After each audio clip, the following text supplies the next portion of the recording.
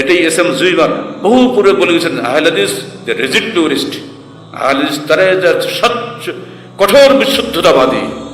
আমাদের পরিচয় বিদেশি ইংল্যান্ডের আমেরিকার লোকেরাই পরিচয় দিয়ে গেছে তাদের এনসাইক্লোপিডিয়াগুলোর মধ্যে। তারা পরিষ্কার বলে যে Ahle Hadith would try to go back to restore the original simplicity and purity to faith and practices. লন্ডনের এইচআর কিপ তার এনসাইক্লোপিডিয়া ইসলামের মধ্যে প্রথম খণ্ড 259 পৃষ্ঠা পরিষ্কার বলে দিয়ে গেছে আহলে হাদিস তারাই হু ট্রাই টু গো ব্যাক, তারা পিছন দিকে চলে যেতে চায়। কেন? Two restore the original simplicity and purity of faith and practices. ইসলামের মৌলিক সরলতা এবং মৌলিক আকীদা ও আমল পুনরুদ্ধার করার জন্য যারা পিছন দিকে ফেরত যেতে চায় তাদেরকেই বলে আহলুল হাদিস। কে বলছে কথা? আমার বাড়ির পাশে নানা মামু খালিরও খবর রাখে না, 7 সমুদ্র 13 নদীর পারে লন্ডনের লোকেরা বিষয়টা খবর রাখে।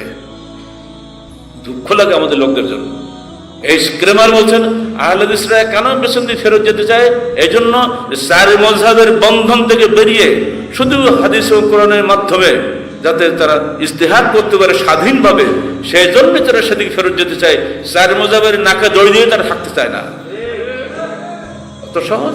এই স্ক্রেমার বুঝলো, এস এম জুইমার বুঝলো, এইচআর কিপ বুঝলো, আর বাড়ির পাশে আল্লামারা বুঝলেন না।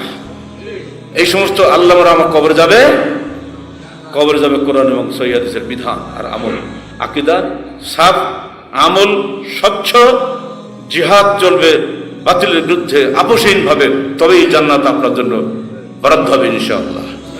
আল্লাহ পাক আমাদের সবাইকে আহলে হাদিস আন্দোলনের মূল স্পিরিটটা বোঝার তৌফিক দান করুন।